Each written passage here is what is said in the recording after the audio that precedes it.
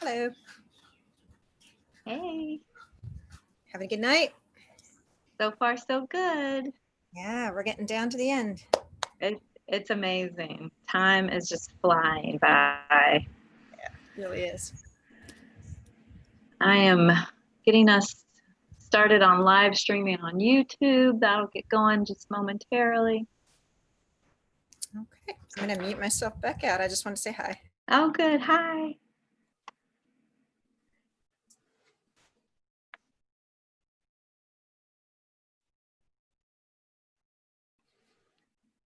Okay. So we are live streaming on YouTube. Hey, everyone. Welcome. So I've already started recording on Zoom, and we are also live streaming on YouTube. Welcome, everyone.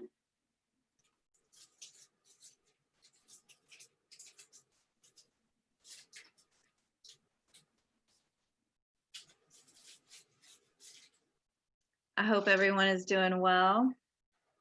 We're going to get started in about 5 more minutes, so just hold tight.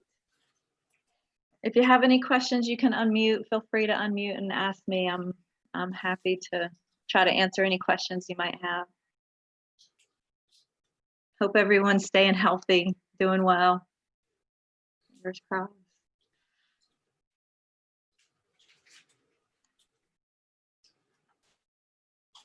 So good to see everyone.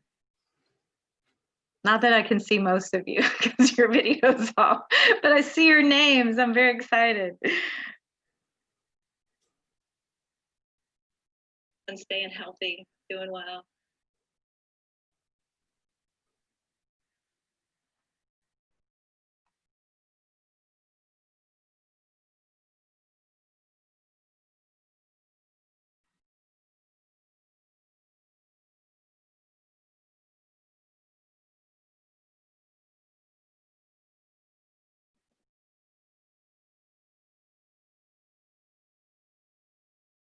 So for those of you just joining us, we will get started momentarily. We got about 5 more minutes till 7, so just hold tight. I am here. If you have any questions, feel free to unmute yourself.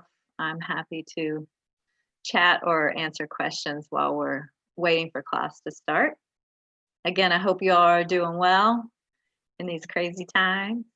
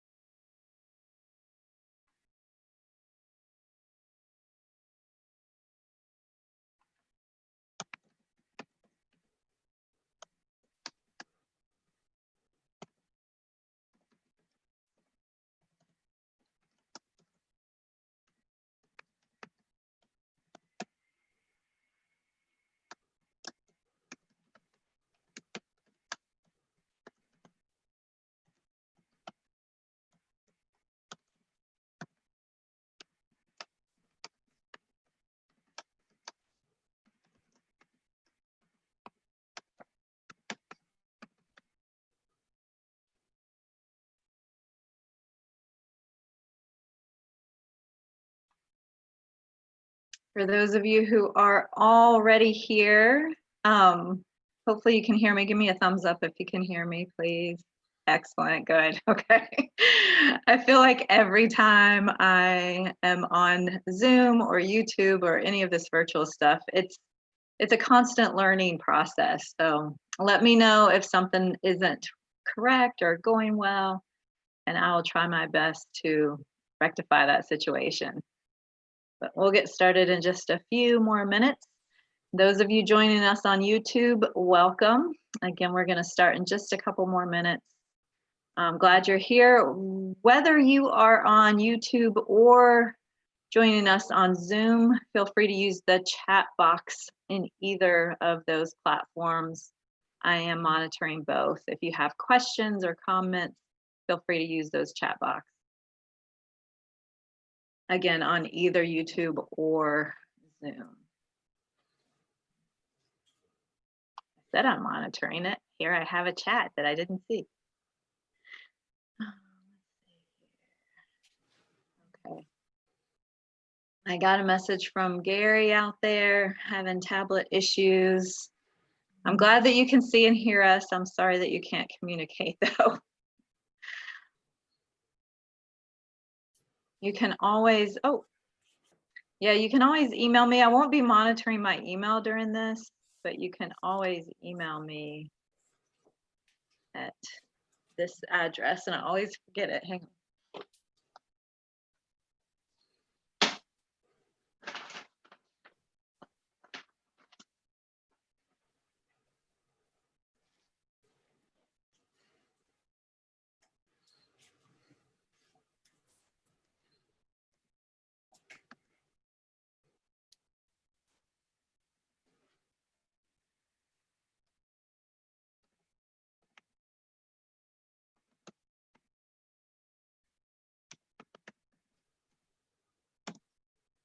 Okay.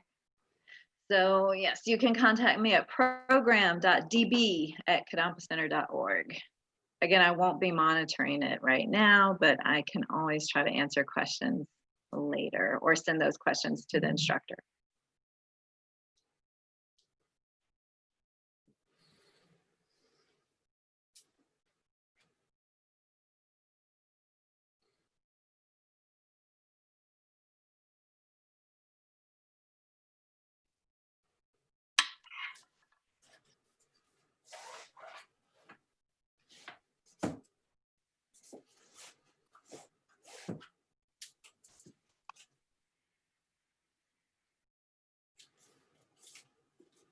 I hope everyone's having a good summer so far, as well as can be expected right now.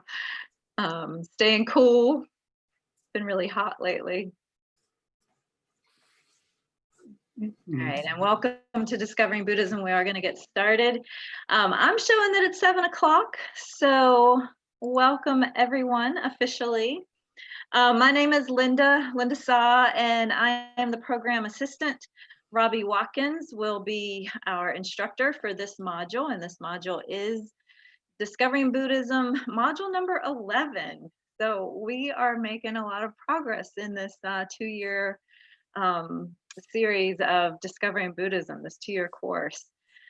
Very exciting. We're coming down to the end of it. Of course, you can join us either by way of Zoom or YouTube if you prefer that method. Either way, as I was mentioning before, feel free to type into the chat box of either of those platforms. I will be monitoring both of those platforms throughout the session tonight. And speaking of sessions tonight, this is one of 6. So there are 6 courses or 6 classes in this Discovering Buddhism module, Transforming Problems. And if you want to find the information, I always do an about this module, and it can be found on the Kadampa Center website at kadampa-center.org. And then if you go to spiritual programs across the top, and then Discovering Buddhism materials, just scroll down. You'll see a list of readings, and then keep scrolling down specifically to Transforming Problems. And I'll go ahead and share my screen so you see what that document looks like. Let's see here. Where did it go? I had it up and now it's not there. Okay, I will share that later then. Sorry about that. And so that information is there, all of the online readings, as well as on the back page, there is the completion card. So if you're working towards the Discovering Buddhism certificate for the Kadampa Center, make sure you are tracking all of your readings and any other assignments like meditations or other practices that might be assigned throughout the course. And then at the end, you can email that to me at that program.db@kadampacenter.org. Hi, I just saw a dog. Karen's dog. I love seeing the pets on this virtual world. So much fun. And so, anyway, for other information that is happening at Kadampa Center, it's always, oh, and there's a kitty cat. I do love seeing the animals. Oh my goodness. So cute. That's great. And so going to the Kadampa Center website, of course, it's kadampa-center.org, checking out all the programs. There's so much going on virtually right now. There's plenty to do almost every single day of the week. So please see the website for more information. And of course, the calendar is a great resource to use. Robbie, I think those are all of the announcements that I have. Okay. Before we get started, are there any other questions? Are there any questions from anyone? You can not only use the chat box, but you can, kind of wave and I'll try to find you. You can unmute yourself and ask questions. If you have questions though, I would recommend putting them in the chat box and I will call on you when there's an appropriate time to do so. So right now I'm going to turn it over to Robbie unless there are any questions. Okay, thank you, Linda. Am I on? You are on. Okay, great. Well, good evening, everyone. Welcome. As Linda said, this is the 11th module in the Discovering Buddhism series. We're scheduled for 6 Monday nights. And I think just because I know people are already spending lots of times sitting in front of their computers and doing lots of Zoom meetings, so the dynamic is a little different. And we're doing this after people have been on their computers most of the day. I think the classes are going to wind up being about an hour each. So it'll be something short and sweet each week.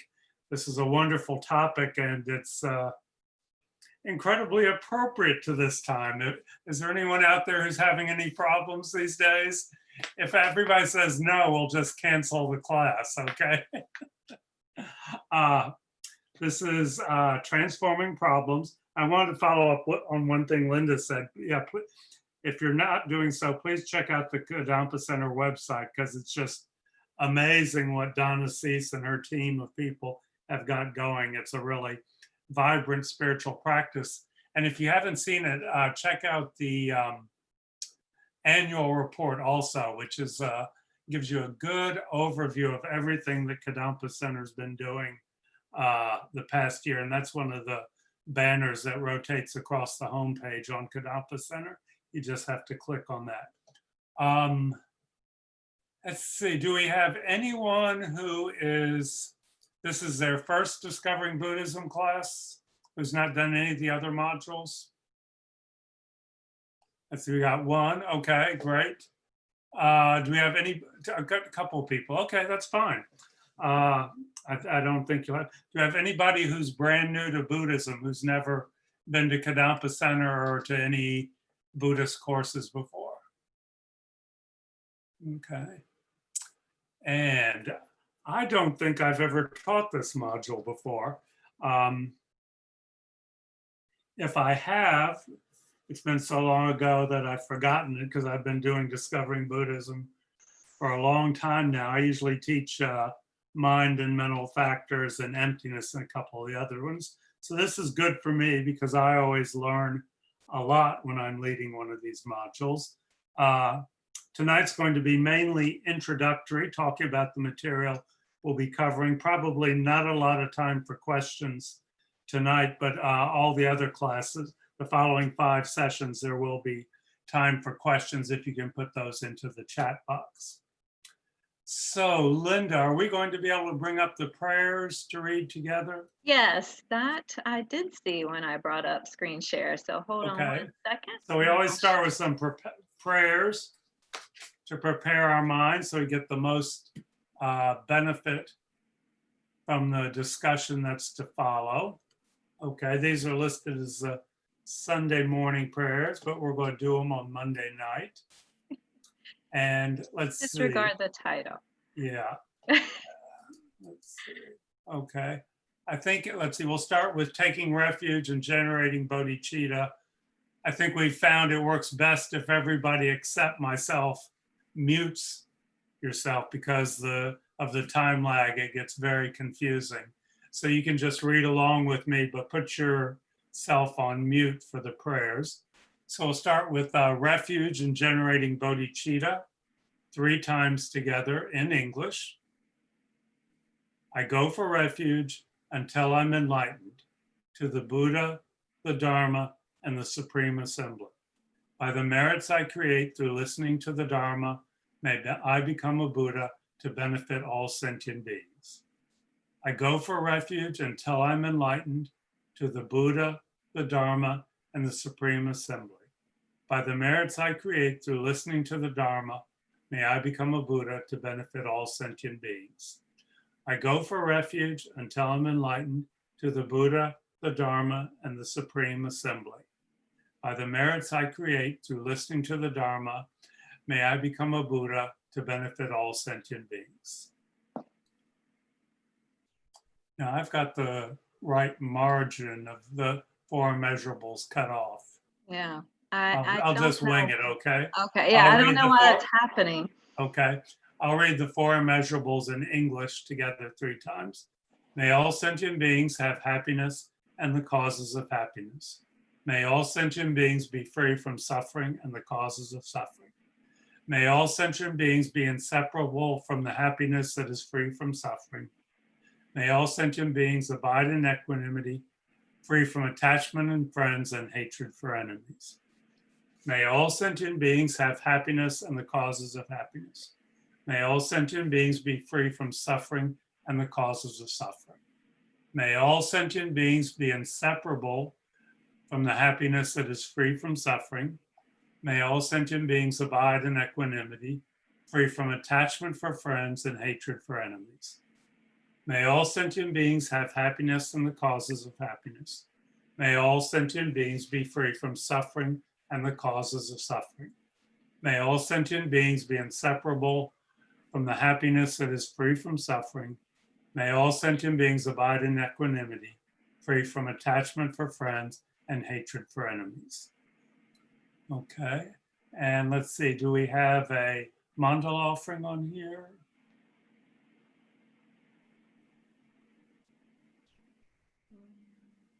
Looks like we don't. Mm-mm. And there's a, go back, was there one at the beginning? I don't think so, Robbie, but I can get that for next week. Yeah, So we have okay. it from here on Yeah, out. next week we'll do the mandala offering. Okay, sorry Okay. about that. No problem, thank you. Okay, and let's just sit quietly for a moment and do a little bit of meditation. If I know a lot of us, our minds are a little frazzled these days. Things are changing at a pace we can hardly keep up with, but that's okay. So if you're sitting in a chair at home, sit with a nice straight back. You're sitting on the floor, sit on the front of your cushion. Eyes lightly closed. Head straight on your shoulders. Mouth lightly closed, lips slightly touching. Shoulders down and a little bit back so that your chest is a little bit open. Upper arms away from the sides of your body and feet flat on the floor.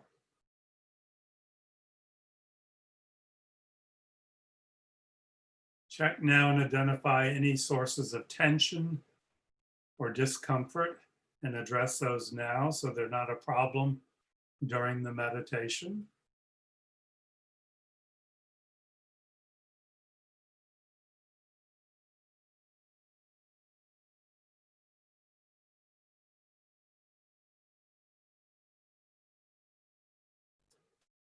And we begin by taking 3 deep breaths from the abdomen expanding on the in breath and contracting towards our spine on the out breath.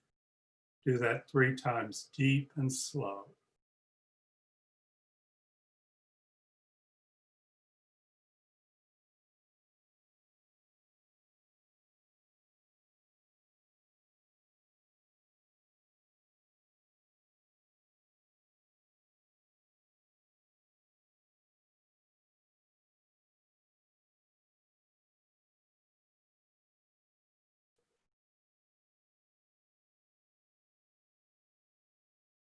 And now allow your breath to return to its normal pattern. And take a moment and set your motivation, the same motivation that we gave sound to in the prayers, that I am doing this meditation to develop my mind so that I may be of greater benefit to all sentient beings.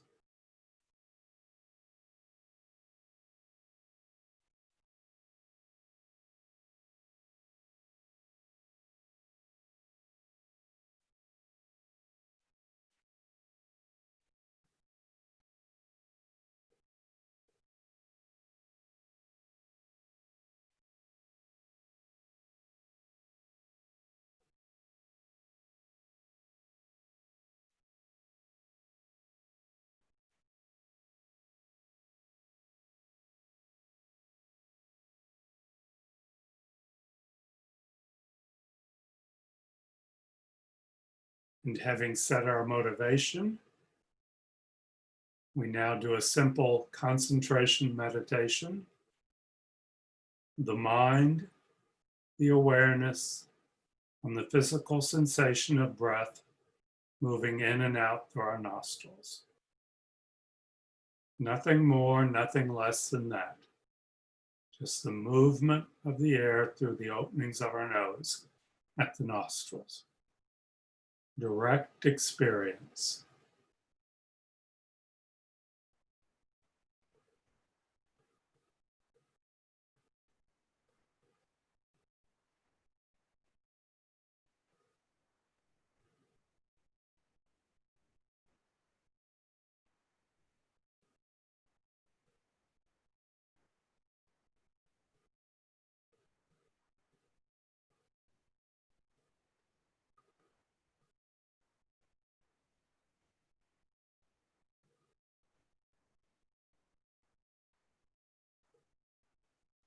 Anytime your mind wanders off to another object, just set that aside and come back to the breath over and over again.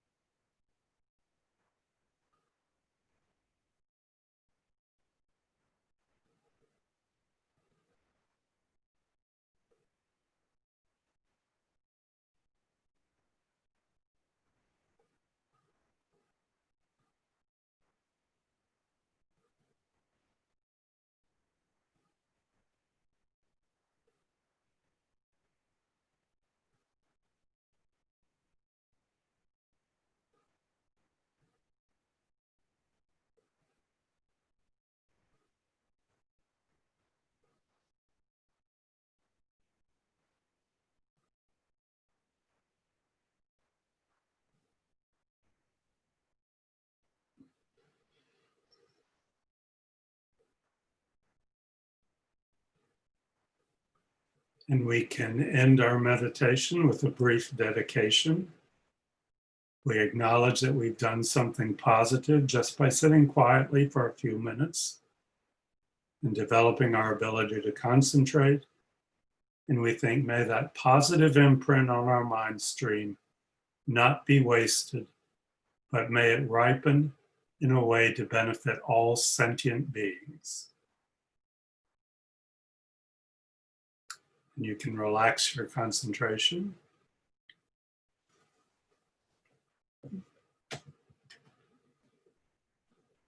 Okay. This module is entitled Transforming Problems. We'll be studying a section of the Buddhist teachings that in Tibetan are referred to as Lojong. And that's one word. It's spelled L-O-J-O-N-G. Those short syllables tell you that it's a Tibetan word, Lojong. Those are the teachings in this area that have come down from the Buddha and his various disciples. And it's not to be confused with another area of teaching called Lo-Rig, which we discuss in one of the other modules, L-O-R-I-G. Lo-Rig is mind and mental factors. Lojong is typically translated as mind training. Lo refers to mind. Another word that's used, the translations on these things are always the subject of great debate. Another translation of the syllable lo, L-O, is attitude. Okay, mind or attitude. Jong, J-O-N-G, is typically translated as training, but it can also be translated as cleansing. Okay, so what we're doing with these teachings we are cleansing our mind of negative thoughts, and we are training it in positive thoughts. So the question is, what qualifies as a negative thought? What qualifies as a positive thought? A negative thought is anything that causes me to suffer. A positive thought is anything that makes me happy. So we're cleansing our mind of the thoughts that cause us to suffer, and we're replacing them with thoughts that make us happy. Okay? We're not, when we talk about transforming problems, which is the name of the module, we're not talking about magically changing what's out there. Okay? You'll not learn how to make the COVID virus go away in this course. You'll not learn how to transform it into something else. But you will, I think, be given some tools to change how your mind relates to it. So this is really practical, everyday Buddhism. It's similar to what is taught in Western psychology, in cognitive behavioral therapy, a lot of other attitudes. It's about changing our thought processes. And it's something we can use right now.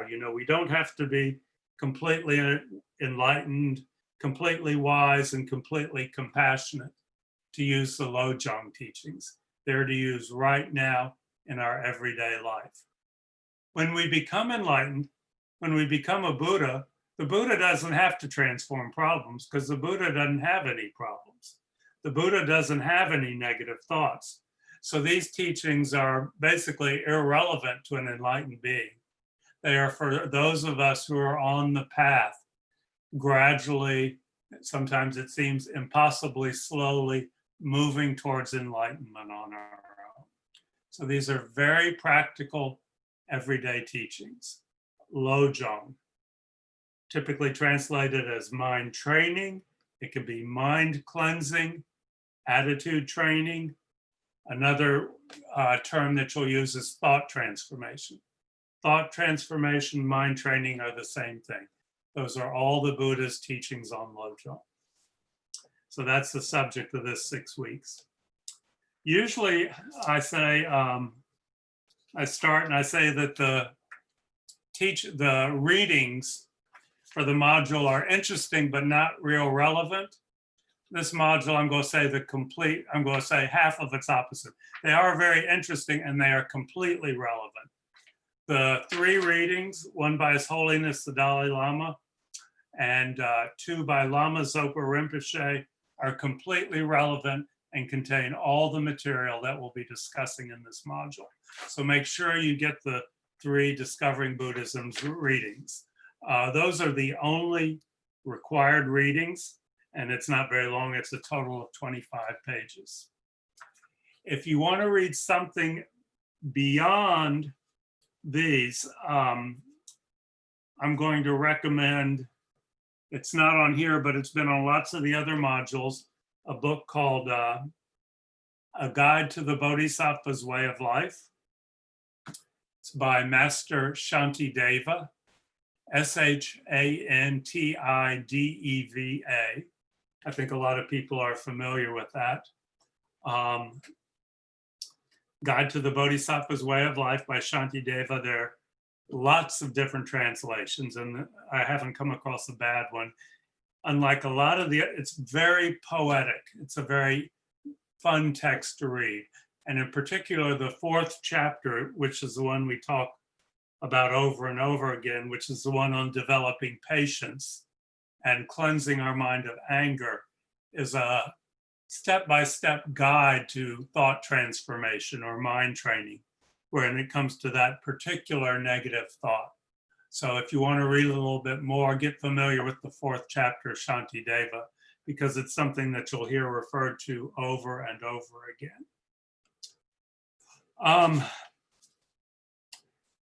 There are also 2 really core texts in the Galupa tradition, which we're part of, and the Kadampa tradition on thought transformation. The first one is called the 8 Verses of Thought Transformation, and that's in the readings. It's His Holiness, the first reading is His Holiness the Dalai Lama going through the 8 points. And that was written by Langri Tampo, Langri. You don't have to write this down because this is in the readings. Tanpo. I think that's it. Let me get some, Tanpa, Langri Tampa. And he lived about 1100. He wrote the 8 Verses of Thought Transformation.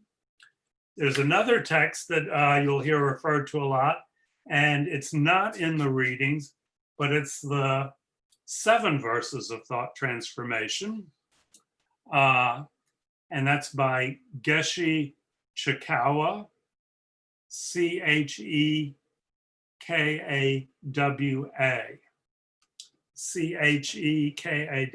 Geshe Chikawa. And it's quite short. Both of these you can read in a couple minutes, but you can meditate on them for a lifetime. And that's not in the reading, the one by Geshe Chikawa, but you can find it easily on the internet. Just type in 7 Verses of Thought Transformation. That was written a little bit earlier, about 1000. And those are the 2 kind of core texts on this topic that we study over and over again. So the main part of this module is going to be going through the 8 Verses of Thought Transformation and talking briefly about them and what they mean and how they're relevant to us and how we can use them in our life. So let's begin. The first verse of the 8 Verses of Thought Transformation by Langri Tampa. In this translation, I've got 2 translations here. The one that His Holiness uses, hold on just a second, okay, is as follows. Determined to accomplish all success I shall always practice holding dear all sentient beings who are more precious than wish-fulfilling gems. That's the first verse. The first verse of thought transformation. Determined to accomplish all success, I shall always practice holding dear all sentient beings who are more precious than wish-fulfilling gems. Okay, so what does that mean? Okay, determined to accomplish all success. I think it's pretty clear that he's not talking about worldly success, accumulating wealth, possessions and such, but I think he means success on the spiritual path, success on our path to becoming enlightened.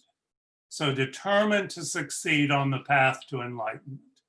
Determined, which means really motivated, which means we've studied death and rebirth. We've studied death. We have a sense of suffering, and we have an understanding of karma. Okay, those three motivators. An understanding of the inevitability of death, the suffering nature of existence, and the law of karma. And we've talked about these in previous modules, so I'm not going to go into those. Having studied those deeply and thought about those and developed a sense of their reality, we are determined to achieve, if not enlightenment, at least nirvana. But he says all successes, so I think we can assume that he's referring to the state of enlightenment, the state of Buddhahood, which means a state of complete compassion, the wish that others be free of suffering, and a state of complete wisdom, of seeing reality directly. So determined to accomplish all success. Okay, so we're really motivated. That's the path we're following. So what do we do now? Okay. Hey, Robbie. Yes. I'm sorry to interrupt, but I do have the 8 verses of thought transformation that I can share on the screen if you would like me to. Okay, go ahead and put the first one up because that'll help. Yeah. Or we go ahead and put it up and we'll read the first one together. Thank you. Okay. Yeah. Determined to obtain the greatest possible benefit from all sentient beings. Okay, this is a little bit different translation, but again, they're all similar. Who are more precious than a wish-fulfilling jewel. I shall hold them more dear at all times. Okay. Okay, determined. This sounds a little bit manipulative, and it's not really that. We're not trying to get the most benefit. Well, we're trying to get the benefit from others, but we're not using them, okay? But we're trying to succeed. We're trying to get the benefit. We're trying to become enlightened, okay? And all sentient beings. Sentient beings. Anybody know what a sentient being is? Can I ask questions? Can anybody respond? Yes, you can ask questions. Folks, Okay. you can either put your answers in the chat box or just unmute yourself and answer the question. Can anybody take a stab at that from, okay, Karen, a being with a mind, okay? That's correct, that's the way we think of it. A sentient being is a being with a mind, okay? Someone said living beings, yeah, it's a being with a mind and a body, okay? But there's all, so is the Buddha a sentient being? Anybody want to take a stab at that?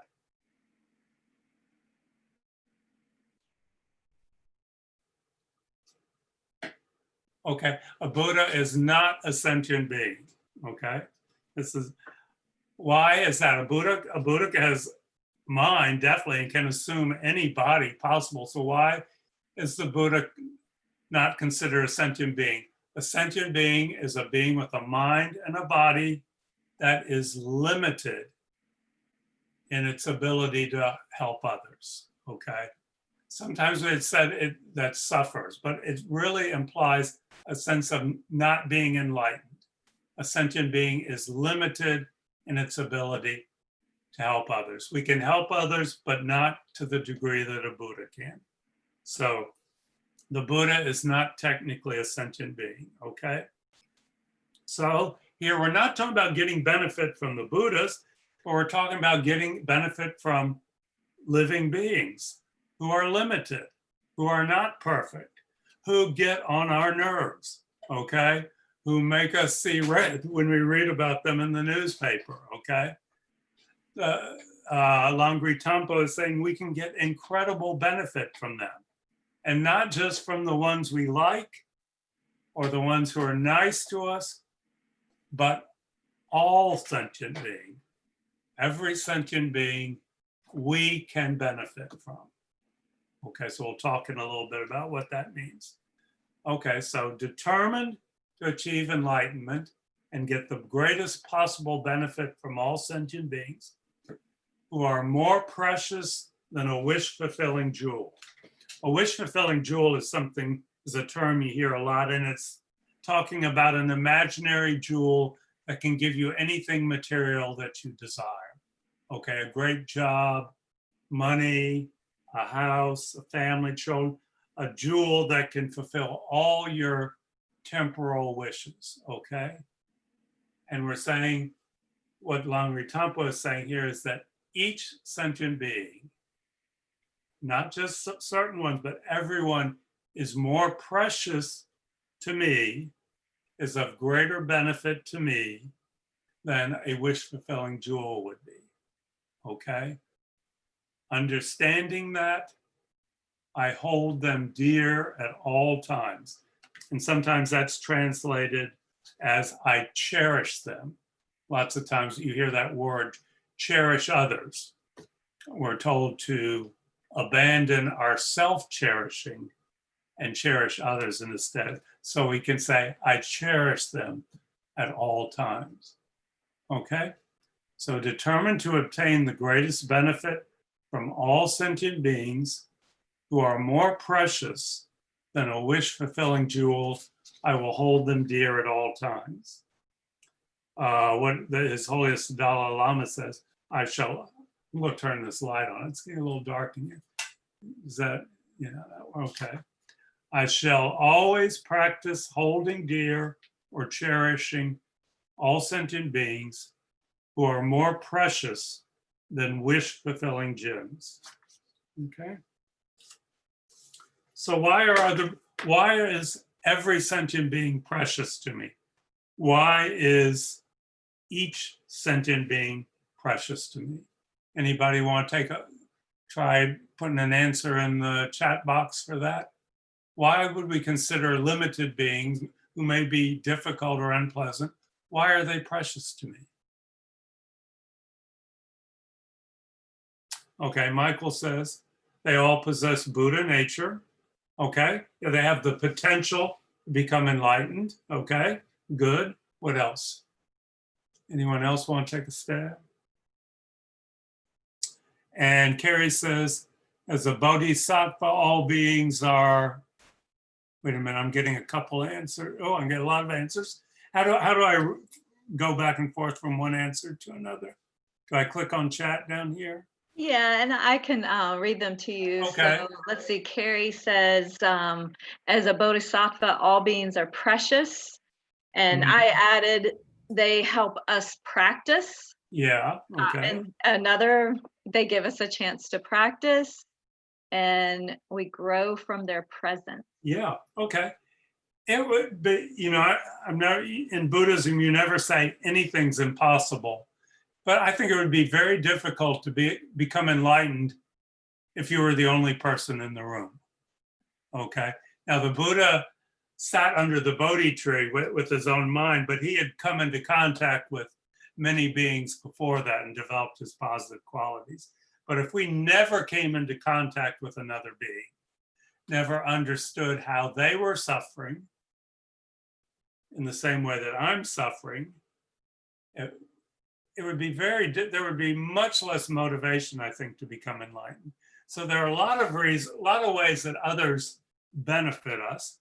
One, if it's someone like, Mother Teresa or our saintly grandmother, They're an example to us, okay? We can emulate them. Our teachers, Lama Zopa Rinpoche, Geshe Geluk, His Holiness the Dalai Lama. Just by observing them, we can aspire to develop the qualities that they have developed on the path, okay? Also, as I mentioned, if we are friends and families, we see that they have problems, that they are unhappy at times, and we develop the wish to free them of their suffering. Okay, the bodhisattva aspiration, as someone mentioned, the wish to become enlightened so we can benefit others.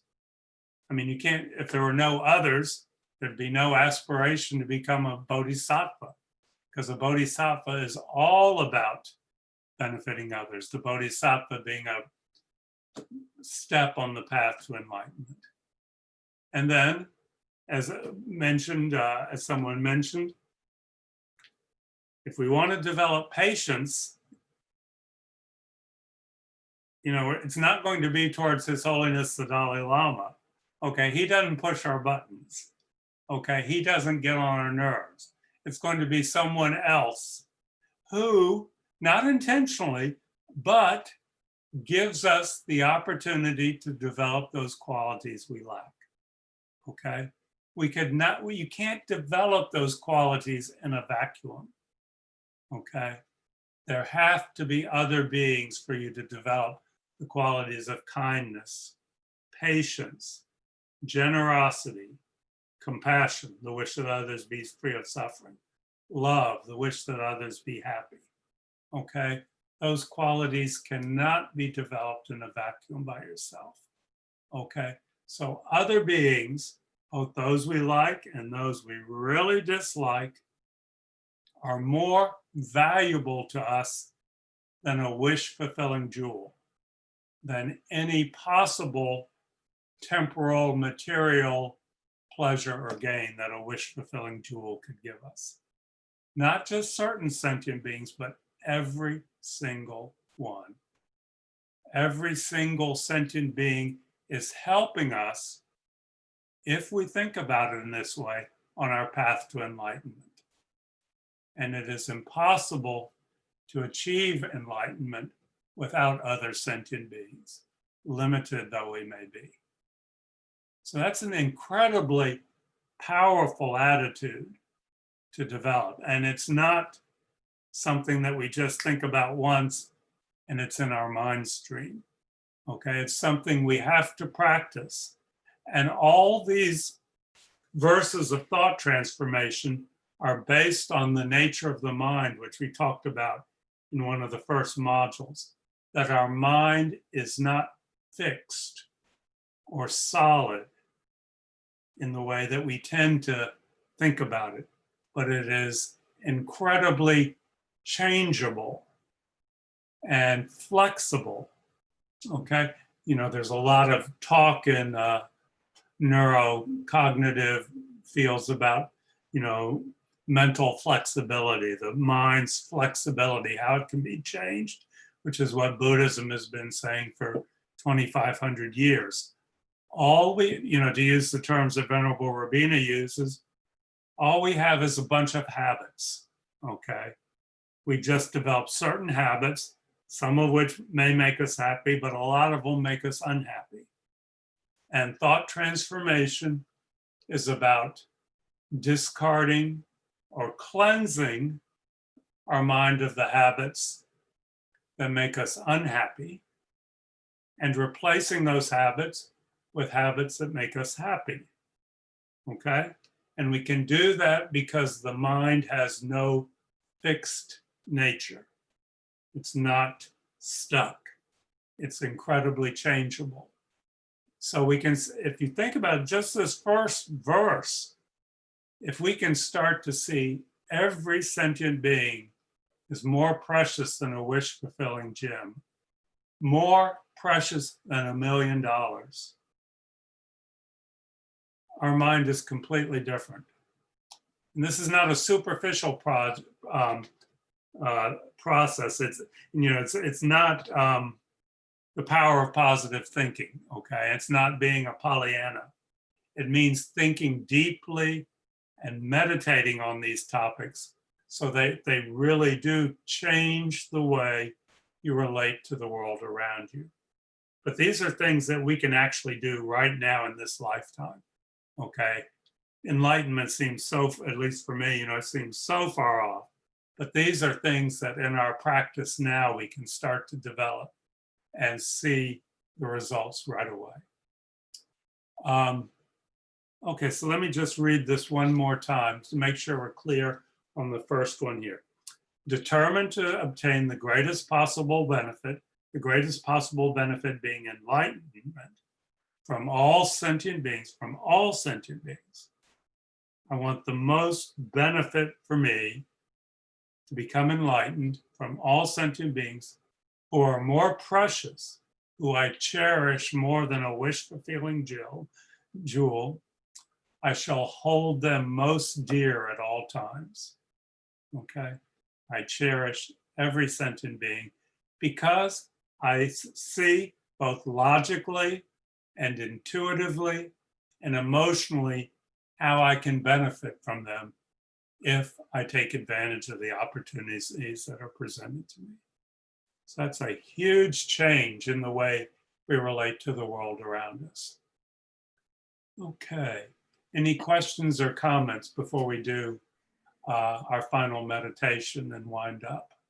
Yeah, Robbie, Paul shared that mindset you just described provides a lot of hope. Thank you. Yeah, it does. Yeah. Buddhism is not as gloomy as they make it out to be. It's not all about death and suffering. Yeah, it is very positive. These thoughts we want to develop. Yeah, that's a good comment. And we do have one question as well. Okay. Okay, the question is, so this is from one of the students that's listening. If I volunteer to do something like build for Habitat for Humanity, it makes me happy. But when someone else asks me to do some work for them, I often feel resentful. Yeah. It seems like I should only do the volunteer work that makes me happy and not the things that create resentment. Yes? Well, you got to function we're in the world. We're in samsara, so it's not going to be all perfect. But I think we have to bring some wisdom to it.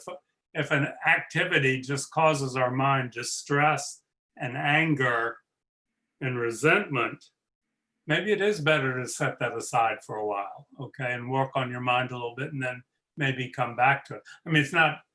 We can rationalize anything. We can use that as a way of getting out of doing the dishes and things like that. Oh, that doesn't make me happy, so I'm not going to do it. I think there's a middle way on that, like there is on everything. But first thing is what you're doing is to become aware of what your mind is doing, how your mind is responding. You say, oh, that's something I need to look at. Why am I so resentful about that? If I saw the person who is asking me to do that as more precious than a wish-fulfilling jewel, I probably wouldn't mind as much doing it. Any other questions or comments? Looks like that's it for now, Robbie. Okay, well, let's do another meditation.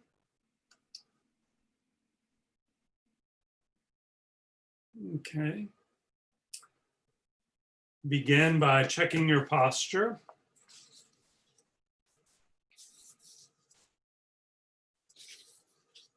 Straight back.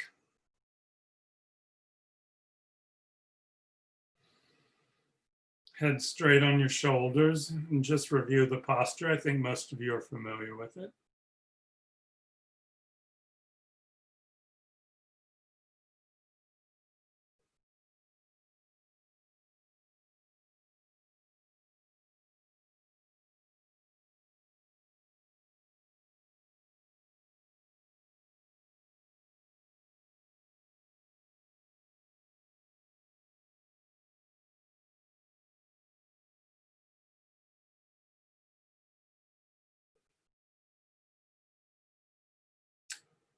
And take a moment and just place your mind on the breath. the movement of the breath in and out to settle your mind.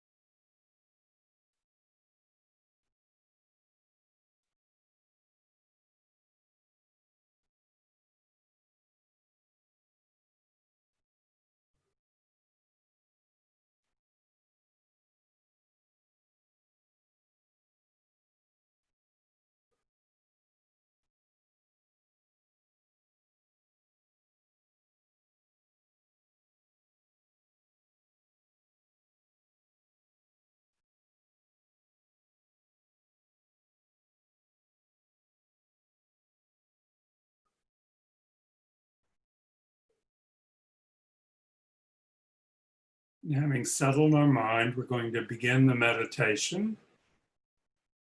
It's a very simple meditation.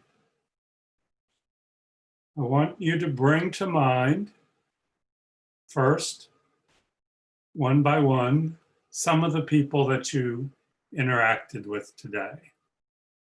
Your coworkers, family, people you like, people you don't like, people you're indifferent to.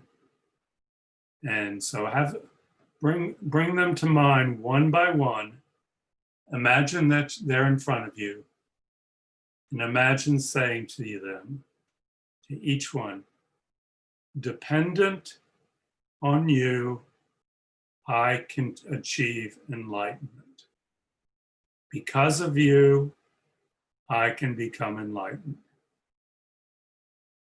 You are more valuable to me than $1 million. And it may seem a little artificial or not real, but see if you can generate some sense of that and start with people that you're inclined to like initially, then move on to some others. That person's in front of you and say, because of you, I can achieve enlightenment. You are more valuable to me than $1 million.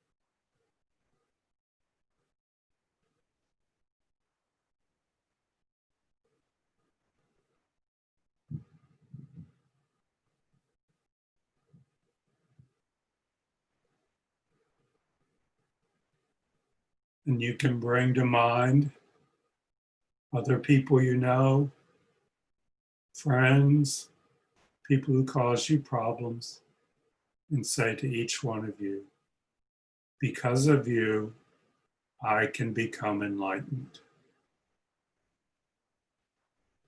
You are more precious to me than $1 million.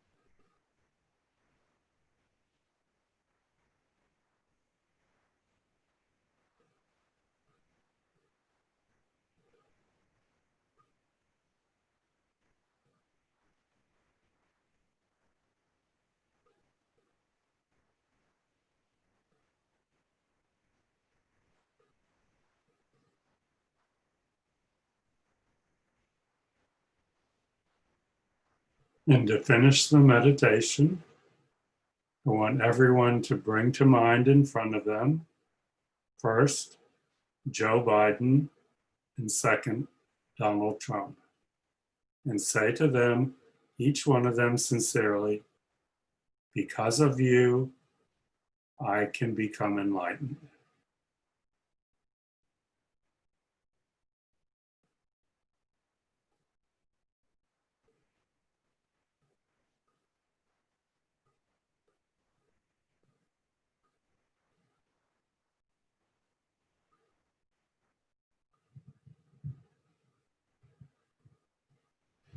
Okay, Linda, if we can read the dedication prayers now. Sure. Can you bring Get those up? those back up. Yeah, Hang thank on one you. second.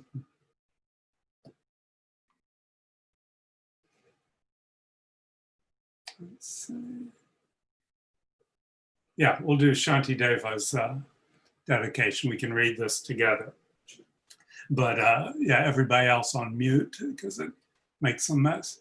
May all sentient beings everywhere, plagued by sufferings of body and mind, obtain an ocean of happiness and joy by virtue of my merits. May no living creature suffer, commit evil, or ever fall ill. May no one be afraid or belittled with a mind weighed down by depression. May the blind see forms and the deaf hear sounds. May those whose bodies are worn with toil be restored on finding repose. May the naked find clothing, the hungry find food. May the thirsty find water and delicious drinks. May the poor find wealth, those weak with sorrow find joy. May the forlorn find hope, constant happiness and prosperity.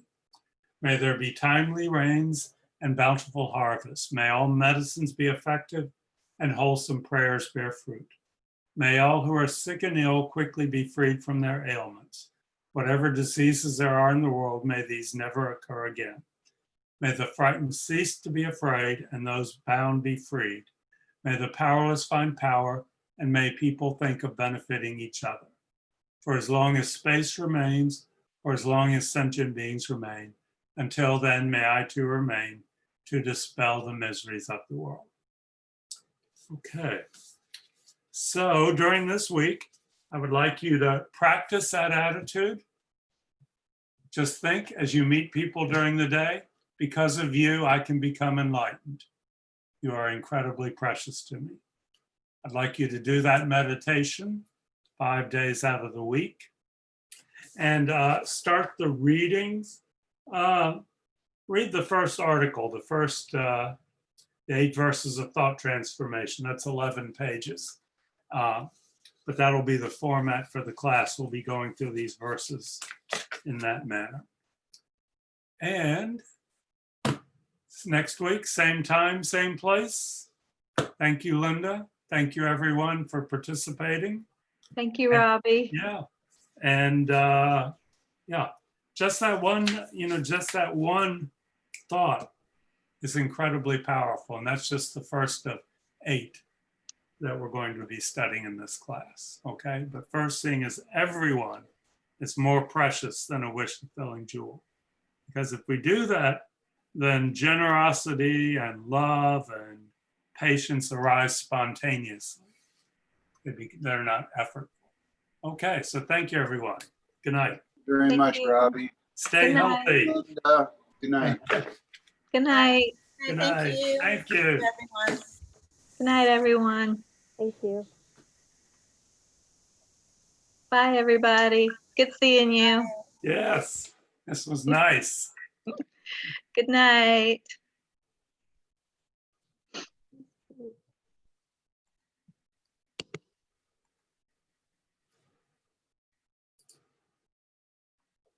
Okay, thank you, Linda. Good night, Robbie. See you next week.